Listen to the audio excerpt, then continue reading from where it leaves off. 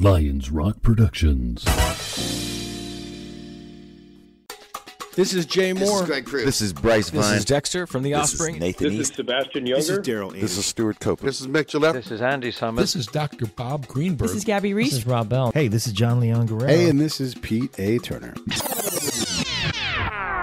Hey, this is Geoffrey D Calhoun from the Script Summit Screenplay Contest, and you are listening to The Break It Down Show.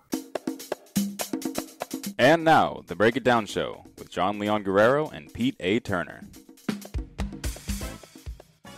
Yes, we did this last year, and I wanted to make sure we got a chance to do it again. We're going to talk about the Oscar movies, and we're going to post this up right before Oscar weekend, so hopefully our predictions will at least have some kind of interest in them. And I should say also co-hosting with us, and this time without the tuxedo T-shirt, our analyst from Album Fights, Richard Lackie. Richard, thanks for coming in. Thank you, buddy. Glad to be here. And then, of course, it's sort of funny introducing John as a co-host, but oftentimes he and I don't co-host things together anymore. But John and I are doing this one together. So I just want to throw out the first question here. There's 8 movies nominated for Oscars. We're going to focus on A Star is Born and Bohemian Rhapsody, fellas, and try to just get a sense for what we all thought of these movies in a kind of a compare and contrast style. Not too album fighty, but definitely feel free to disagree with one another actively. But Geoff, when you look at all 8 movies and these 2 movies in particular, do you see either of the music-based movies as the best picture or best actor or best directing? Oh yeah, absolutely. I'm all in for A Star is Born. I have to tell you that right now. I think this movie it's an example of intelligent filmmaking. And to be honest, you only see a film like this a handful of times in your life. Wow. Very interesting. That's really saying something. I think this might be a short show, but I agree with you. Geoff, I really felt like this movie was very, very special. I felt like it was one of those times where people venture out to do very gutsy things with very sincere intentions, and the planets align. So let's, Richard, when you hear these things, these praises, a generational film from Geoff, John, not backing down from that, what are your thoughts in terms of what you saw with The Star is Born? Well, I'll say I was pleasantly surprised to hear that. I thought there might be a little bit more disagreement. Now, do I think it's a generational movie? I don't think it's the best movie this year. I think of the 2 movies that we're kind of focusing on, I think it does what they're trying to do. I also think it will elevate Lady Gaga's career. Whether it's definitely special, and I definitely, like I say, I think it's in as far as best movie running, I think it's probably sitting at second or third. In certain ways, significantly better, as far as from a full film, better than Bohemian Rhapsody. All right, well, we'll get to Bohemian Rhapsody in a second. I wanted to get back to Geoff. Geoff, you said it's generationally good or something akin Absolutely. to that. But why? Like, you're saying it's smart and everything else, but you have a different level of understanding because you're a script writer, you're a script fixer, you know story. Help us understand what you saw. Yeah, this film, it just hits every layer. So, and not to mention that the story is tried and true. I mean, we're looking at the 4th remake now with this version of it. So obviously the formula works, but I really think it kind of comes down to the characters themselves, very relatable characters. You've got Bradley Cooper's, rock star from Arizona, who's just a really good guy. He just loves Allie and he'd do anything for her, but he's incredibly tortured soul who suffers for his art. And he suffers with addiction, which is actually a very topical thing right now to have. He's suffering with painkillers, and that's I mean, everybody can at least relate to somebody that they've had in their lives who've had to deal with that. So, they're hitting current topics, but they've also made him sympathetic and empathetic so that you feel something for this character, like deeply through his journey. And the same with Allie, and the fact that it's a love story hits home. Whereas with Bohemian Rhapsody, they're doing like a biopic, but I found it very difficult to relate to that character outside of the fact that, he's not very grounded and he's a huge rock star, but I feel they kind of glossed over certain parts of his life that could have given us a much more real version of Freddie Mercury. Oh, that's an understatement. I'm glad you brought that up that way. If it's an understatement, Richard, what do you think they could have done? And I'm not asking you to know the details of Freddie. If it fell short in that direction, what do you think it could have done to bolster that factor for you? Well, this goes back to Pete actually texted me during the credits when I was watching Bohemian Rhapsody, and I ended up talking with him, 45 minutes in the parking lot or something like that afterwards. Yeah, for sure. And I got out of it. And I was like, wow, that was really enjoyable. It was a fun movie. Malik was incredible, chameleon-like, turning into Freddie Mercury and everything. But something just didn't sit right with me about the movie. And I'd heard the criticisms that it kind of glossed over stuff too much and everything. And I definitely saw that, but something just didn't feel right with me about the story. I was like, I told Pete, I said, it's really good, but I don't know if this is accurate. Like, and when I mean, I don't know if this is accurate, I'm like, I don't even know if any of this is really the story of Queen per se. So I, went home and got online and started doing research and realized just how much artistic license was taken with this movie, which I found very strange because I understand, and this is how Geoff kind of came into the picture in this discussion. Is he's like, well, we got Geoff, and he's a screenwriter. Maybe he can enlighten us a little bit on this. Is that they just there's a story there, and I think Geoff's right. There's a lot about Freddie's life that could have made this movie what Bradley Cooper did so well with his character in A Star Is Born, is give some weight to, you see him partying and you realize he's being irresponsible, but it's so overly glamorized, and not until he comes out with his diagnosis does it have any weight to it other than the fact that it kind of messed with the band. I start reading it. They didn't even break up. Queen never broke up. That is the crux of that movie. They had just 8 weeks prior to Live Aid finished their most successful tour they ever had. And to me, it's like, I understand you have to take artistic license to tell a story simpler, but that's not even factually accurate. Geoff, when you have a band coming off their most successful tour, and they, you're like, no, let's have them break up, and then have Freddie basically die at the end of the movie, right, even though he lived for another 6 years. If it's a biopic, why? Why do that? I mean, I can't speak to the pressures that they had in filming this thing. I feel like they just wanted to paint everything in a very positive light. But kind of, and Rami Malek was amazing, of course, but I think where it fails is that we never really get to learn Farouk, I think was his birth name. Yeah, we never really get to learn who he is. Within the first 3 minutes, he jumps into being Freddie Mercury. And had we shown that struggle of him trying to find himself, I think we would have had a character that was far more sympathetic or even more empathetic with an audience, instead of just going into this rock star dream where he falls for all of the typical trappings of fame. Do you think that the writers were afraid of that character being so... Where was he from? Was he Iranian? No, he's Pakistani, isn't he? He's Pakistani.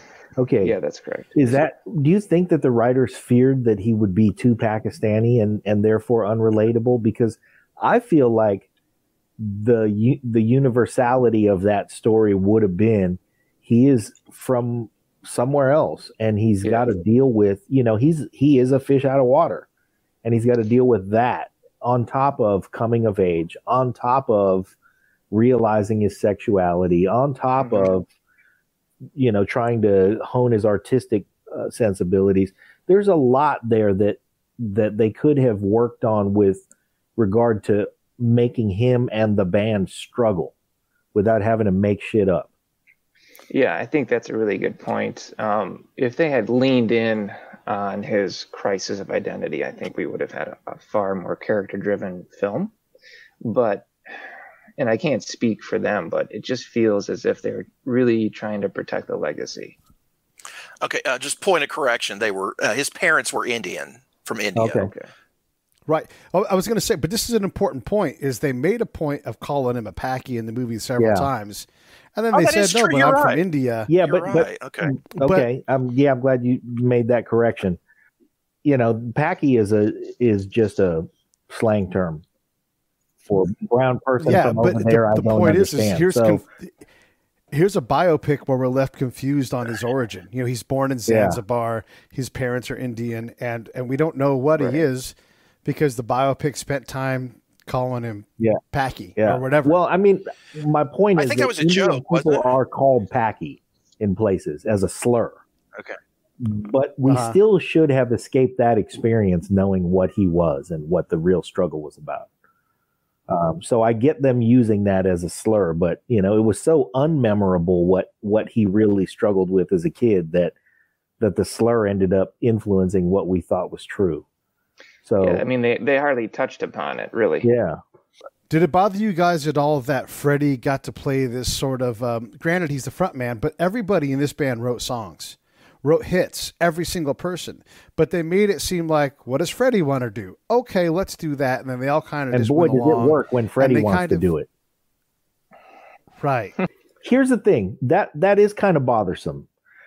But let's talk about the story as if it's not untrue. Because I think we're acknowledging that they played hard and fast with the truth. Setting that aside, though, what they did to, their effort to play hard and fast with the truth was to have a really compelling story. And what I think we all felt was that the story itself, even if it had or even if it was completely fictional, it still was good without being spectacular. I agree with that. Here's a perfect example.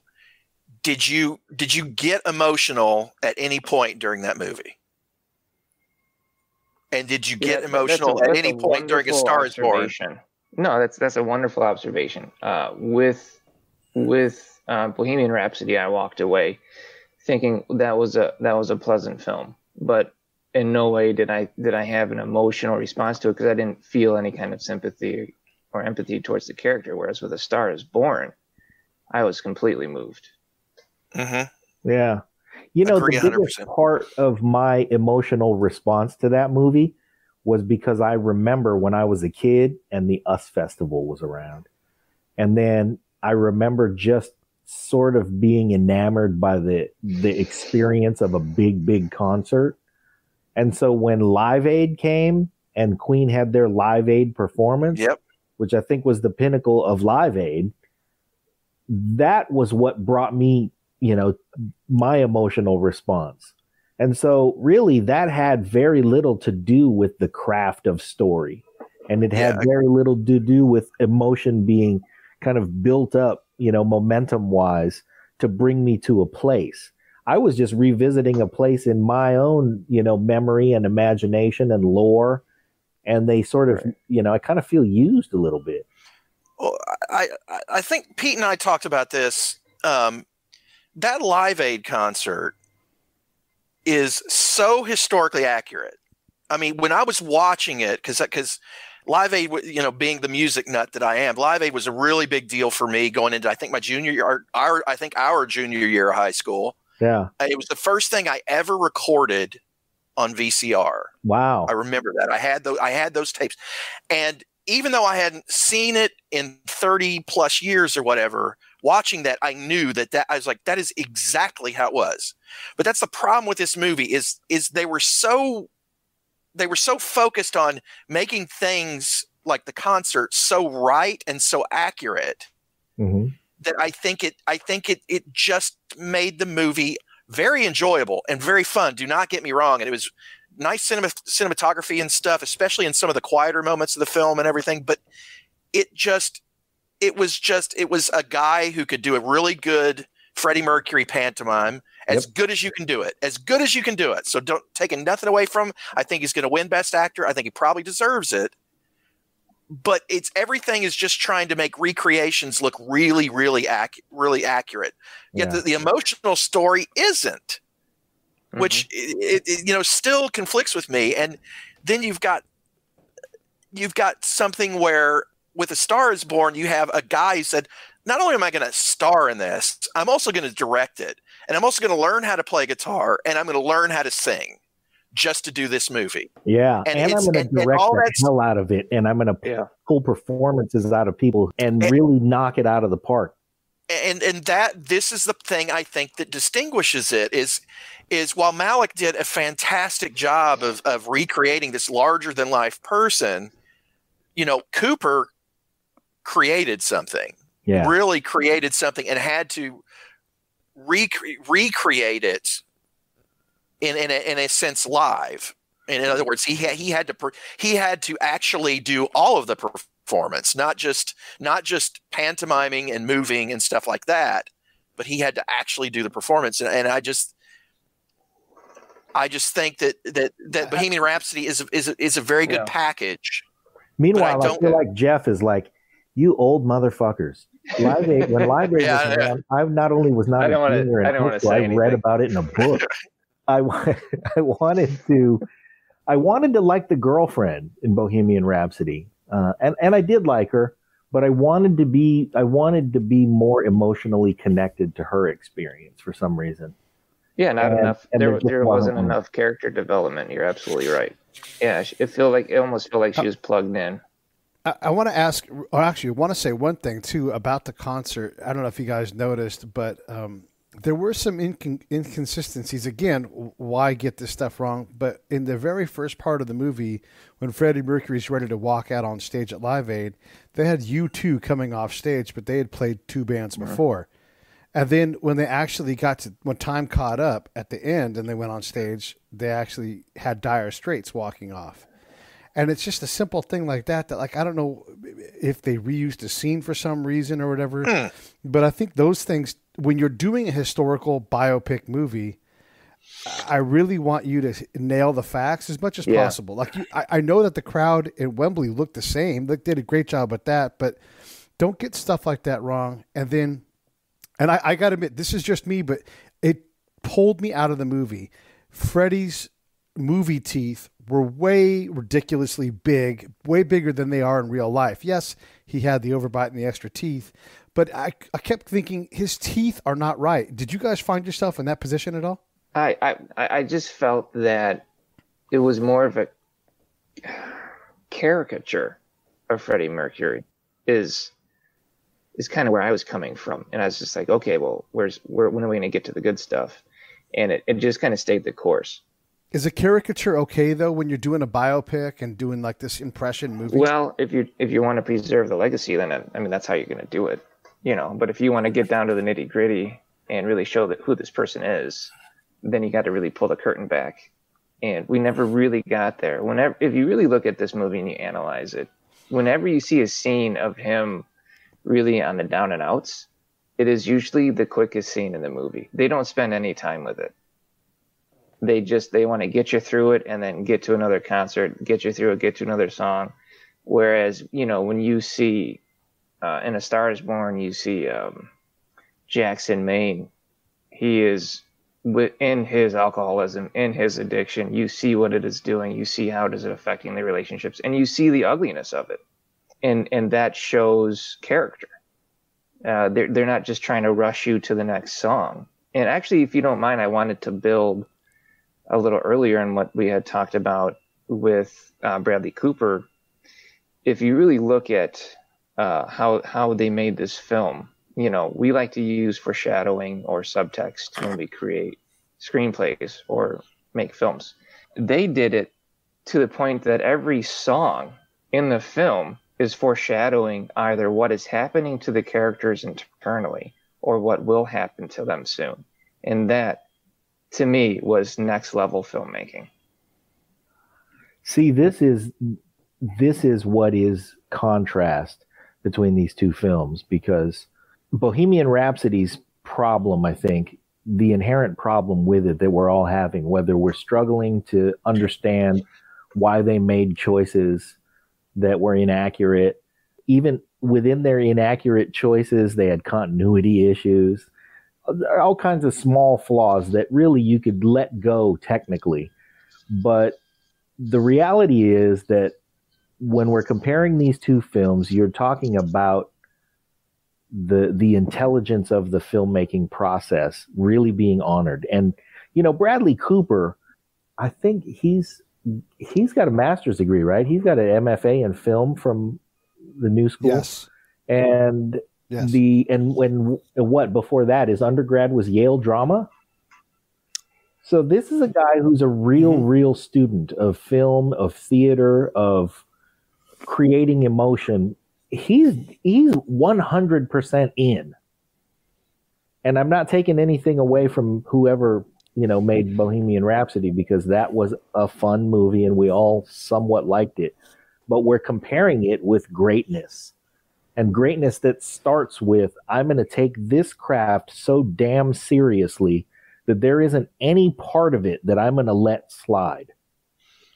And I think that what we're seeing is the result of that approach and that building of a career that explored drama and comedy and stage and screen and, every form of the craft. And now we're converging on, let me bring music in and let me take music so seriously that it's not a flaw in this film. Yeah. And it's a whole lot different. It's just a different caliber of filmmaking. When you talk about the foreshadowing going on, that is such we can dissect this film from any perspective. We can say, well, I'm a musician and I appreciate musical films, and here's why this is special.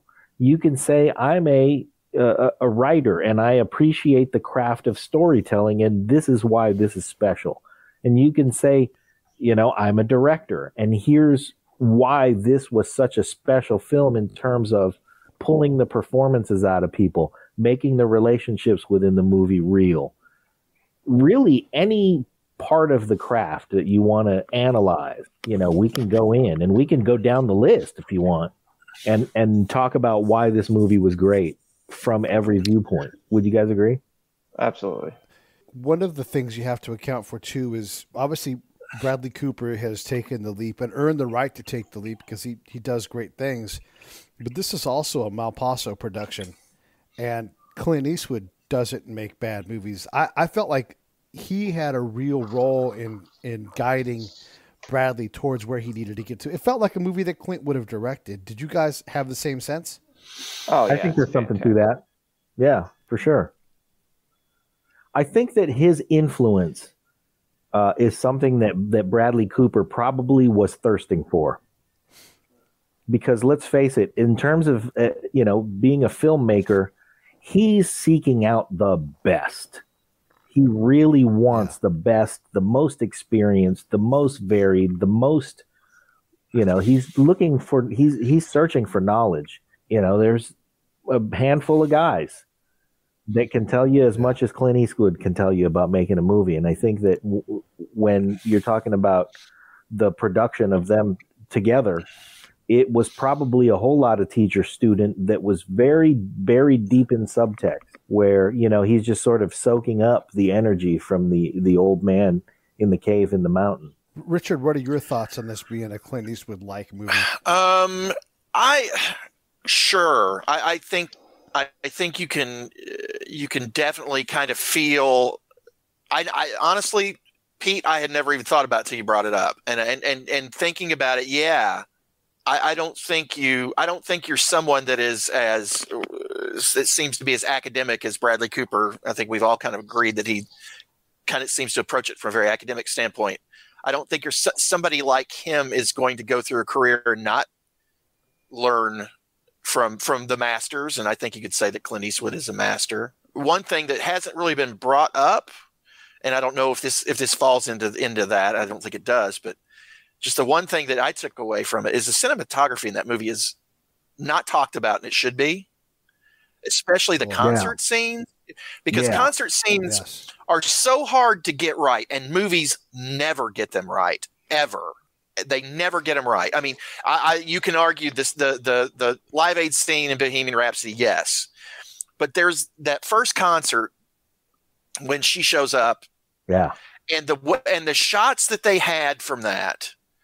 With the sun going down and the views from backstage that actually looked like real backstage at concerts and not movie backstage at concerts, and just the sun going down and everything. Every year here in Memphis, we have a huge festival, and it's a very, very big deal to us. And I've gone every year for like the last 25 years, and it's the first time I've seen in a movie where you feel like you are physically at the event and it looks like a real concert. That is a detail that not everybody sees, or that's not even necessarily important to people. But when all these little things we're talking about is these details in this movie, and that was just one of them where it's just like, this guy gets it. He understands the subject he's talking about. You know, he's not a rock star. Geoff, I wanted to ask you, I wanted to get you in on this because, yeah, I totally agree with what Richard's saying. You felt like you were in the band, and for me, it made me care about the people in and around Jackson, Maine, as they all saw this train wreck coming. What did you see as a storyteller? Yeah, I actually wanted to build off of that, and I think John had mentioned how Bradley Cooper brought in, the best of the best, and there are a lot of writers that have credits on this film, but one of them that I noticed is a gentleman by the name of Eric Roth, and he has been a screenwriter on films like Forrest Gump, Curious Case of Benjamin Button. I think you even did Ali. So this is a guy right there is a storytelling powerhouse. Yeah, that's going deep. I mean, that's assembling an all-star team. Yeah, I mean it's amazing. What exactly was Clint Eastwood's? Where did he figure into this film? And he knew that something was special about it if he's going to get behind it, because he's for sure. He's at the top of his game. Everything he touches right now is just, from $1 Million Baby on up, are fantastic. Grand Tour. Yeah. He's just, and you have to wonder, is it because he's picking so well, or is it because once he steps into the ring with a film, then everybody has to raise the bar?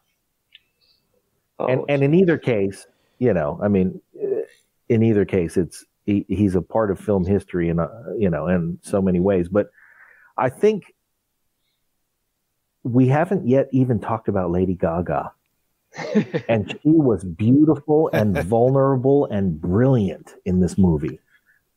And how much of this do you think is her autobiography too? Because I sense a lot of it.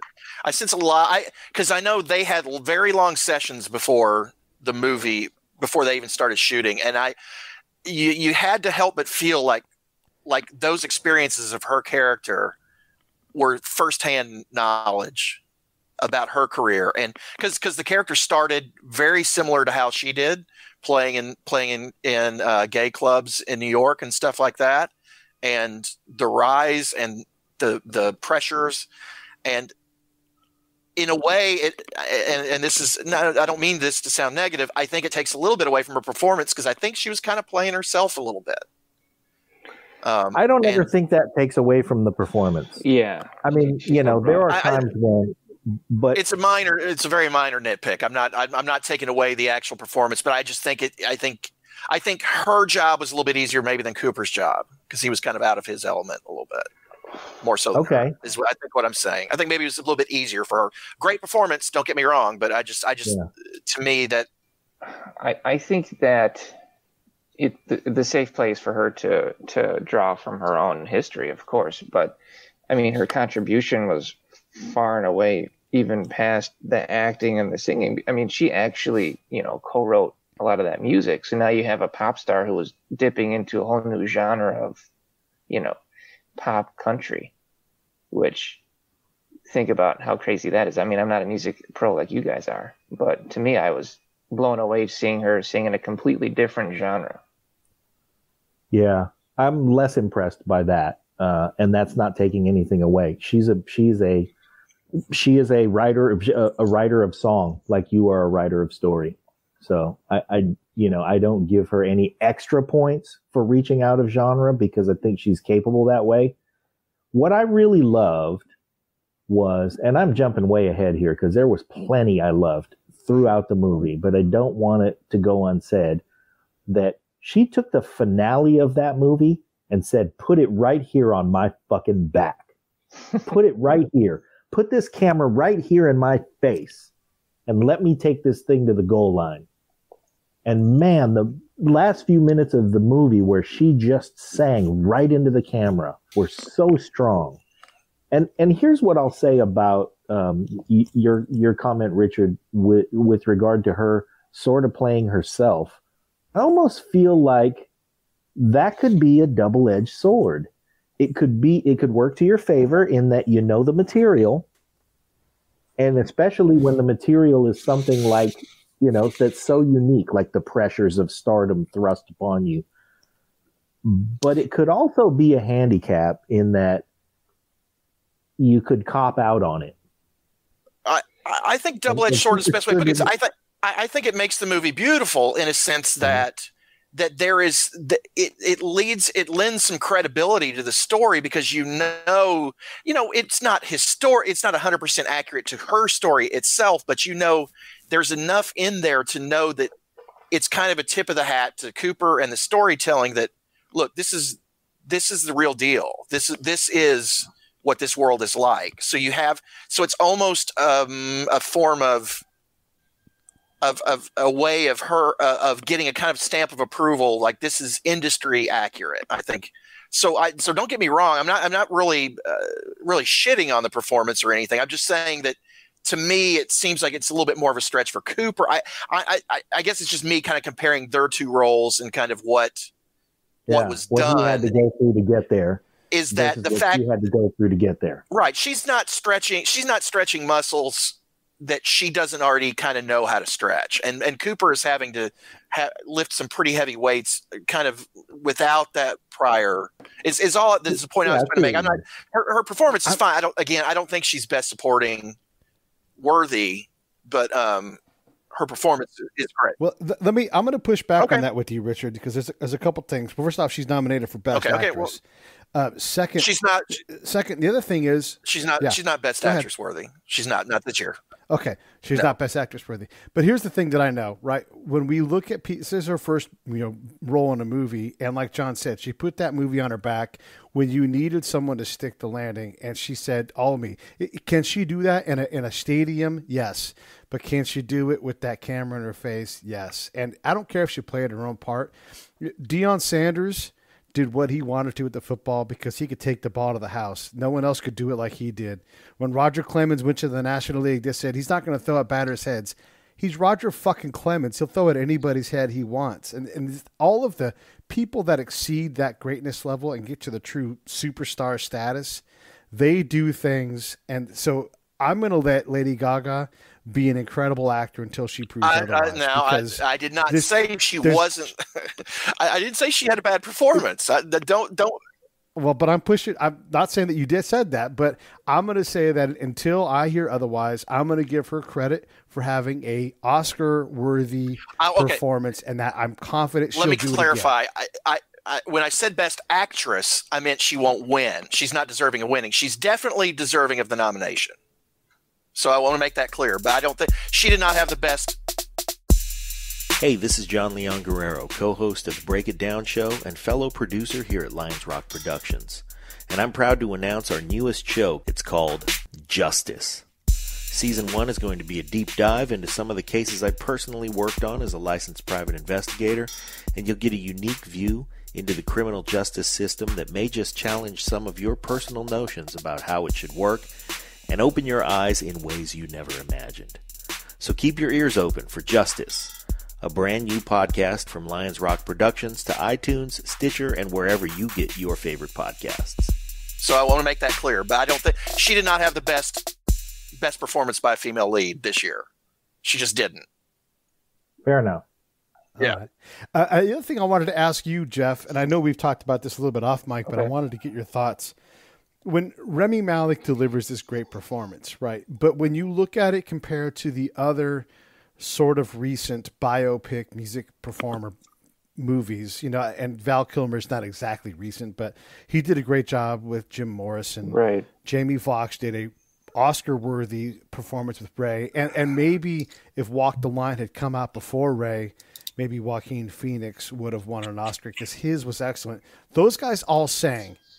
Remy didn't lean on the singing really at all. I know he sang a little bit, but let's be honest, most of the time he wasn't singing. Right. Does that impact your opinion of his performance when you see what other people did with other historical singers? I always appreciate it when I see an actor really go for it.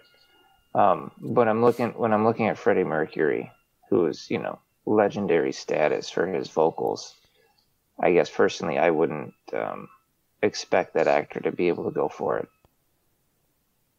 Yeah, that's a tough thing to nail. Yeah, there's few could, if any. So that's, yeah. However, Jamie Foxx played the piano. Oh, I did not realize that he actually did that. Yeah. That's pretty cool. Before they made that movie, he sat with Ray and Ray blessed him on the piano. That's awesome. And Ray put him through the paces. So, I mean, there's where the bar is. And I guess that's why, we sort of feel the way we do about that performance being a pantomime. Which one of you guys said that performance was a pantomime? Because that really hit it on the head. Yeah, no, that's exactly what it is. It's not quite karaoke because he didn't sing it. And it's not to downplay it, but when you compare it to Jamie Foxx, when you compare it to Joaquin Phoenix and Val Kilmer, I think of those four performances, I think it is the least impressive. And even Joaquin Phoenix came under fire for his performance. I remember back when that came out, there was a lot of critical reviews that saying, he's nothing like Johnny Cash. And I remember that, it took a lot of bravery for him to even try that. Yeah. Well, he sure didn't look like him, but it didn't matter. Yeah. It didn't matter. I mean, and that's, I think a lot of Malik's performance is the fact that he greatly resembles Freddie Mercury. So it makes the illusion a lot easier. I mean, Phoenix, that's an uphill battle, Yeah. I mean, now, mind you, Johnny Cash is out of the, except for, later years hurt Johnny Cash. The young Johnny Cash is, that's something that our parents remember, but we don't even remember that. So, again, I think Malik will probably win for Best Actor, and I think he probably deserves it. Yeah, I mean, how can you compare it to Ray? How can you compare, Jamie Foxx and Ray? How can you compare that? Not to mention the fact that he was emotionally kind of one note the whole movie. Wouldn't you say? Wouldn't you agree? I mean, like, there was never really a really high or really low, except for, flamboyance on stage, which if you're going to play Freddie Mercury, you better get that right, But where was the emotion, even when he told the band he had HIV, which didn't happen then, by the way. But when he did that, it was kind of like, oh, hey, guys, let's do this concert. By the way, I found out I have HIV. Oh, okay. Let's hug. I can't bring that. I mean, personally, I can't bring that on Rami Malek as a character decision. Yeah. I would say it's probably more direction. Right. Okay.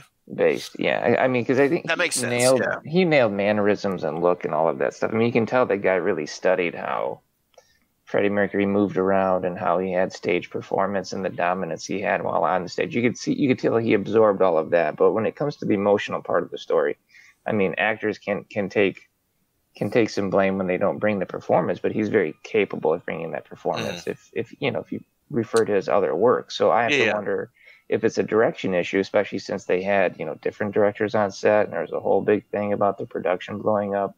If you compare Remy's performance to Bradley Cooper's performance, and Bradley in effect is doing a biopic of a character that's been done 3 times almost. So he's not ginning this thing up from scratch. But how do you guys qualify that particular Best Actor comparison? That's a tough question. I think that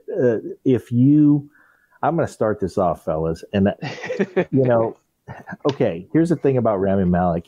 He did really nail those mannerisms. He clearly studied Freddie Mercury. I felt like he was acting Freddie Mercury all the way from his feet. And, he definitely deserves a tip of the cap for that. But I never really did get the range of emotion from him. And like you said, Geoff, that's probably a direction issue, partially a story issue. But for Best Actor, he's not only up against Bradley Cooper, he's up against Christian Bale as Dick Cheney. He's up against Willem Dafoe as Vincent Van Gogh. And that's a tough crowd. Bale's Dick Cheney was a bit one note. Okay. There wasn't a ton of, I didn't think there was a ton of range in that part. I mean, again, but it was an incredible. Yeah, but you want to talk about, Lady Gaga having a bit of a step in that she was playing a lot of things that she had been through herself. Here's Christian Bale playing Dick Cheney. I mean, that would be like me playing a 7-foot black guy. No, it's an amazing transformation. I think I'm speaking more to the film than I am to the the performance is uncanny, but much like Malik's is, where it's kind of he just kind of bleeds into this person that we all think he's playing a Dick Cheney that the world how the world sees Dick Cheney, just like how the world sees Freddie Mercury. Like I don't know how much of the real Freddie Mercury we got, and I don't know how much of the real Dick Cheney we got, because they were playing very public figures, and everything kind of in between is up to the interpretation of the filmmakers and stuff like that. So I don't know how historically accurate that Dick Cheney is as far as how he was. The performance though, and the emotional range of the character, again, just like Malik, is kind of one note. He's kind. I mean, it plays to the story though, because he's this guy that's just kind of head down. I'm gonna control everything in every way possible, but he never. There's no swing in the acting whatsoever, as far as like real highs, real lows and stuff. So it's kind of hard outside of a good impression to see what it is. Yeah. As far as acting goes. Geoff, your comparison between Rami Malek and Bradley Cooper. Yeah, I'd agree with you that the gradient emotional range is a bit deeper with Bradley Cooper's scene. And if you just look at the comparison of Rami Malek's Freddie Mercury when he gets the diagnosis in the doctor's office compared to, and spoiler alert here, compared to Bradley Cooper's interpretation of Jackson Maine preparing for suicide. Those are two completely different scenes. Oh, man. And one of them brings you to your knees emotionally, and the other is a blip on the radar, which it shouldn't have been. I mean, that journey, if that was what we were going to take for Freddie Mercury, it should have had more. And it regrettably didn't. I mean, do you think, Geoff, being the storyteller of the group, the one thing that you walk away from Cooper's performance, and the one thing you walk away not seeing from Malik's performance, and I think maybe the thing that separates it is subtlety, is the subtleties in Cooper's performance and varying steps of emotion and the subtlety of those scenes compared to Freddie Mercury is just big. No, yeah, I mean that's a great way to put it. If you picture in your mind's eye that the moment where Jackson Maine is about to close the garage door and you watch the emotional range on his face, that is a master actor right there, going from total fear to self-doubt to acceptance. In one scene with no dialogue, the camera right in his face, and you're just watching that emotion wash over his face and in those forms of gradients. And then the door closes and you're just left there like, wow. I mean, I can appreciate the scene. I'm impressed by the performance, and I'm honored to have been able to view this film. And also the sort of the comparable scene between the AIDS diagnosis and Bradley Cooper going to the record exec, and the exec making it clear that there's just no room for Jackson Maine in Lady Gaga's life. That moment, it's the same diagnosis. It's death. And what a difference in those two scenes. Yeah, wow. Absolutely. Here's another contrast between the two films. We talked about the girlfriend in Bohemian Rhapsody and how we never got attached to her and there wasn't enough of her. But I still managed to get attached to Andrew Dice Clay. Oh, man. Yeah. Oh, man. Wasn't he good? Yeah. Yeah, that was so good. That character was so good. His portrayal was terrific, and I was, happy for him. He was a proud dad. He finally got to live through the whatever it was he was searching for in the I once drove Sinatra around. Yeah, he lived vicariously through Sally. Yeah, he had his own little subplot, and that's really what we were missing with the girlfriend, which how sad is it we can't even name her. Yeah, right. Was it Kim? Sure. I don't even know if that's right. Can I play contrarian here a little bit, Pete? On a point you just made? Sure, I think you should. No, I never play contrarian. I may have opinions, but no, I actually did not like the scene with the record executive. That was one of my hangups after leaving A Star Is Born. I felt that scene was overly ham-fisted, and I kind of in a movie that seemed so so built on subtleties and accuracy and kind of legitimacy. I felt like that was a caricature in a movie that was absolutely devoid of caricature. So, and it felt super cliched. Let me ask you this: do you not like that scene because of the fact that he's an evil arch-villain caricature, or do you not like that scene because emotionally you realize at that point what Jackson Maine was probably going to do? No. I didn't like it because I felt like they put a mustache on the guy and said, "Hey, twirl this and tell her how." I just think it could have been done in a much more subtle way that matched kind of the feeling of the movie. I just feel like it was to me it was a scene out of a lesser movie. It was like an I feel like it was an oversimplification of what was going on. He spelled it out too much, in my opinion. Now, look, I'm not a screenwriter. I won't pretend to be. No, I think I love your opinion. Can I break down a couple subtleties of that scene? Please. Sure. Okay. Sure. So the guy comes up to Jackson Maine and they're talking. And if you notice, what is the first thing they start talking about? If you can remember, what did Jackson Maine ask him? One of the first questions when they sat down. Was it like, when are we leaving, or when? So the guy's flashing. The guy's sitting there with him. I think he's drinking a coffee or something. And Jackson Maine notices that the guy doesn't have socks on his shoes, right? And here Jackson Maine's the guy he wears boots, right? I mean, he even breaks up his drugs with his boots and snorts them because he's like the manliest man in the world. And then you have this guy not wearing socks, and then they have this whole conversation about socks, and that's pretty weird until you start really breaking down the subtext of that script. So they're talking about socks. He says, "No, I have socks, but they're hidden." So what that's revealing is that he has this hidden intent, and then immediately after that, we find out what the hidden intent is. Mm-hmm. I appreciate that, but it still doesn't change that scene. I don't know if it was the particular dialogue or when he and look, we all knew he was going to commit suicide at the beginning of the movie. I mean, this isn't anything new. Yeah. It's just the best telling of this story that we've seen so far, and it's a great telling.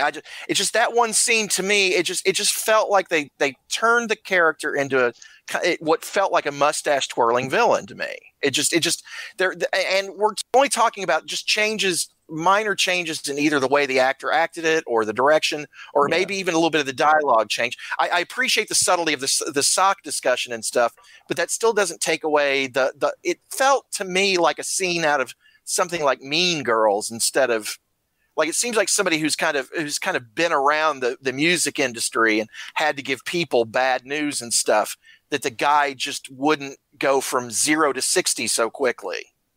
I feel that. Yeah, and I completely respect your viewpoint, but I think the whole point of that character is to truly show the opposite of Jackson Maine in every essence, right? And his choice of socks to his attitude. and I think this kind of goes to a little bit of my critique of the movie in general. Pete and I talked about this earlier. And you can't do a 3-hour movie. I realize that. You have to, but it felt a lot in the movie that they took some pretty large leaps in time, but yet you never felt that passage of time. Like things accelerated at times. To me, is a very kind of quiet story that's being told very deliberately, and then sometimes they would just kind of take leaps that felt a little like, oh, we got to edit down 5 minutes. We got to take this out. And that's, look, I understand the commercial reasonings for editing and taking some stuff out, but it just felt like there are times when things just kind of accelerated a little bit too quickly. And this is just one of those scenes. It doesn't kill the movie for me. It's just one of the things that I walked away from where I was like, I really didn't like that scene. That's all. I don't disagree with Richard on that. And I think that part of the problem is, and I'm not going to try to put words in Richard's mouth, but like Geoff is saying, he's trying to create a certain character part. You're not supposed to like him. I still don't like Glenn Close because she was so good in Fatal Attraction. Like she acted her way out of my happy place, and I'm always like, oh, there's Glenn Close. But that's just because she was so good. I think the guy nailed the role. You're not supposed to like it. You're supposed to be uncomfortable. Here comes the beginning of the end, and that I don't know for me how to sort that out from any kind of trope sort of playing. And I didn't find it to be tropey. I found it to be, a necessary, well-played moment. And definitely in the case of comparing and contrasting between Bohemian Rhapsody and A Star is Born, I found it to be a much better telling of that scene. Could it have been better? Sure, but I'm not good enough of an actor or storyteller to say what could have happened differently. Just really briefly, since we're nearly done here, what other performances from the other 7 or 6 movies that were nominated, what else stands out that you guys want to make sure we at least mention before we wrap this thing? Geoff, give me your picks. Into the Spider-Verse was nominated, wasn't it? Animated. Yes. Yeah, love animated. That. Oh my gosh. So should have been in Best Picture. Should have been a Best Picture nominee. Well, it's because maybe, because it was animated, they didn't give the extra boost, but my goodness. Another take of just really smart filmmaking. Agreed, 100%. Yeah, so the whole flawed mentor character. I love seeing that in a film because it works so well, and they just nailed it with Fat Peter Parker, which was just it was just great. John, do you have another movie that stands out for you this Oscar season or a particular performance? Oddly enough, Period, End of Sentence, which was nominated for Best Documentary Short. Yeah, really strong film, really interesting subject, really educational in terms of how much we don't realize we don't know about a lot of people walking around in the world just trying to make their way. And I'm not going to say any more than that because I don't want any spoiler alerts out of it, but Period, End of Sentence. Yeah. Neat. Richard? The best performance of the year was Olivia Colman in The Favorite. I think actor and actress. Awesome. And I think take away 5 minutes of pretentious bullshit at the end of that movie. I think it's hands down the best movie of the year. I think it's best picture. It is the first movie that I've watched with maybe a few Paul Thomas Andersons being the exception that felt like Kubrick to me. Yeah, Olivia Colman's a fantastic actor, and all you've got to do is watch a little BBC. My God. Anything you see her in. Olivia Colman never exists. It's always the character. When I saw her, the first time I saw her was in Broadchurch, and I was like, who the fuck is this human being, and why isn't she in everything? Mm-hmm. Because from the first time you see her on the screen, she's perfect, and I've never seen her in a bad role ever. No, but The Favorite is, I think, a sadly overlooked movie. I think it's Best Picture this year, but what do I know? Yeah, lots of great movies, lots of entertainment, and I guess I should say for all of us, to be fair, I think we all enjoyed Bohemian Rhapsody. We definitely found it wanting in the compare and contrast, but I think everybody enjoyed it. We're having these conversations kind of like the disclaimer and the album fights. We're doing this because we love these movies. We love these performances. We want to highlight them and just don't be too hard on anybody. We like everybody. It's worthy of all of its accolades, its nominations. I think Malick will win Best Actor. the subtleties of whether he should or not. I mean, it is a role that will be remembered. That movie will be watched probably more than any of these other movies. Maybe Star is Born is the exception. Yeah, it's not about not liking the movie. I walked out of there very, very happy. It's just we're talking about Best Picture. Yeah, it's a difference between a really, really good film and a great film. Well, gentlemen, pleasure as always. Yeah. Oh, thanks, guys. Thanks for having me. Yeah, really enjoyed your breakdown of the way those stories are told. And for our listeners, Geoffrey Calhoun, he is a storyteller who will help you tell your story if you give him a chance. Richard, always a pleasure. I always love the opinionated delivery, and sometimes I disagree with it, but I always have to respect it, and I really enjoy taking apart these works with you.